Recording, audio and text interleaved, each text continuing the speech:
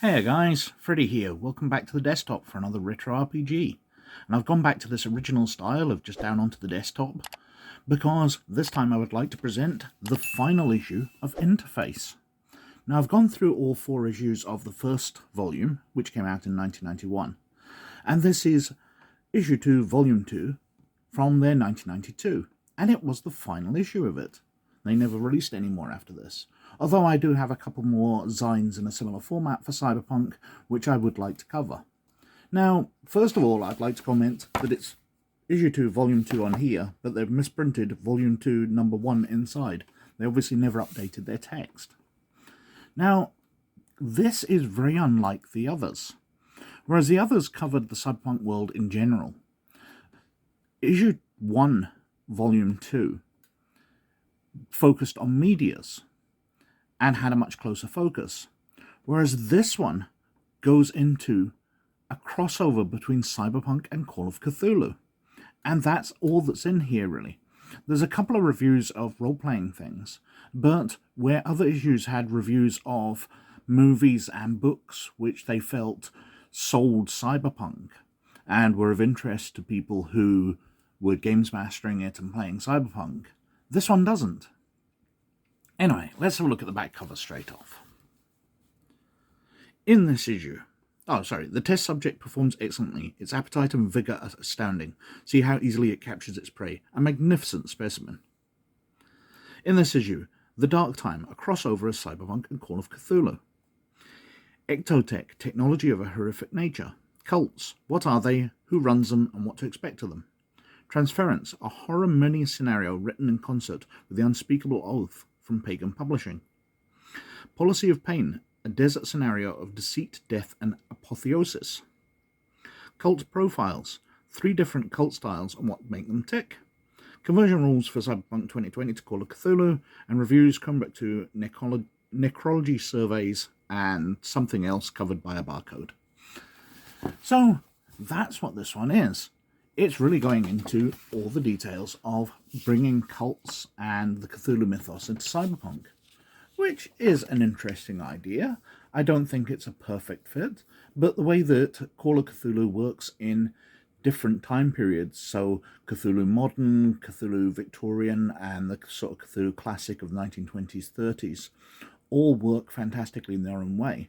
Taking Call of Cthulhu into a Cyberpunk setting of the future, there's nothing wrong with that at all. So we've got the thing here, the Darktime.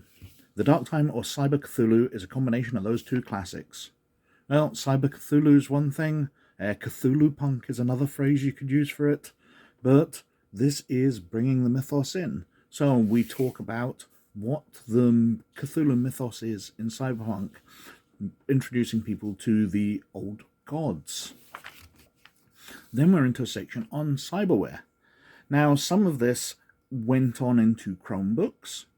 We've got the bug eyes, for example. They are in Chromebook 2, I think it is. Might be 3. But often elements of Interface magazines would end up in the Chromebooks, things which are introduced here. But we've got bug eyes, we've got mandibles, thermoskin, tentacle fingers, tentacle arms, which I think do look quite interesting.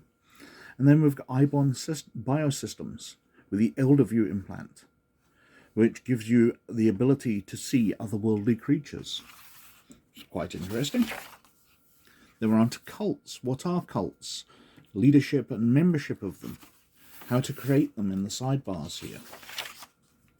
Money from the masses, mind control and brainwashing.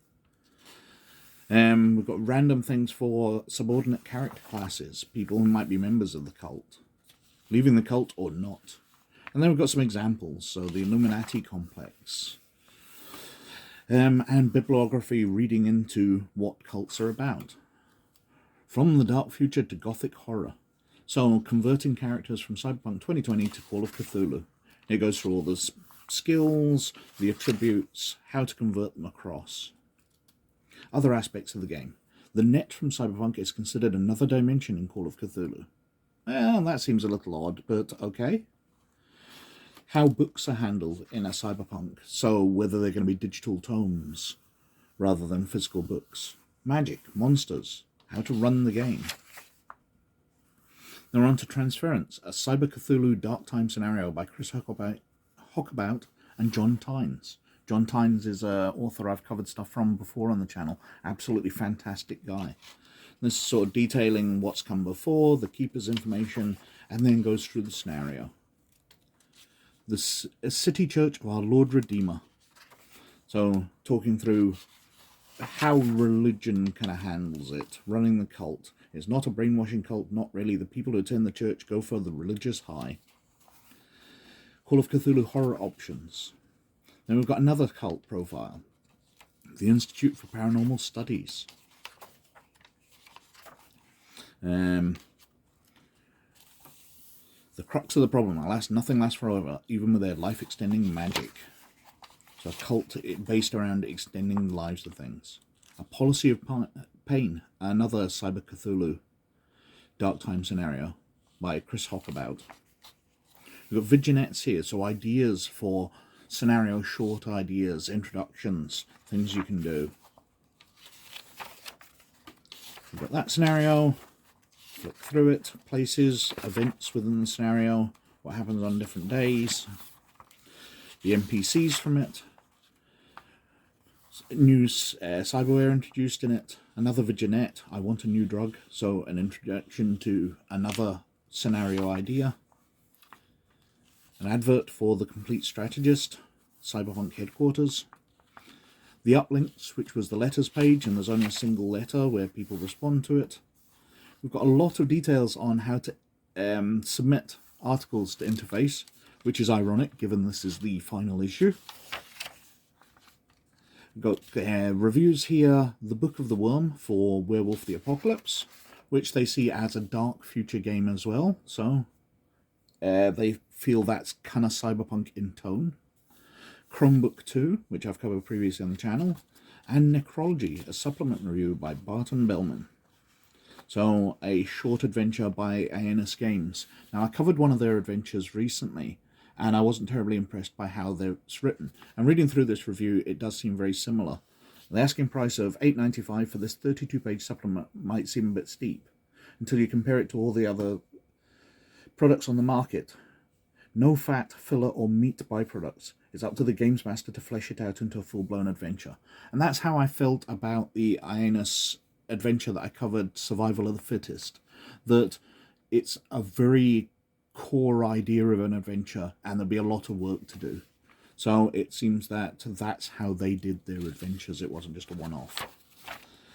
We've got the systems analysis and diagnostics, and basically customer feedback on what the players are about and what they liked in this issue. And then a subscription form if you would like to become a subscriber, which is equally ironic as the introduction where they sort of thank people for how many people have subscribed recently. And that is the final issue at Interface. Now, I think this would have been a really interesting idea if they continued down this path of booting other games and with Cyberpunk. So we've got Cthulhu here. We've sort of covered the INS Games vampires in Cyberpunk as well. And I know that White Wolf magazine covered officially for the World of Darkness how to boot vampires and werewolves into Cyberpunk as well. They did a rather large article in one of their issues, which I may cover at some point.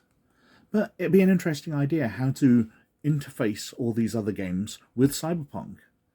I think it would have been a useful concept for one-off games where you can throw something completely different into a Cyberpunk game or throw something completely different into like a Call of Cthulhu game where it's in the future and you've got access to all this high tech, but it's an equally dark world.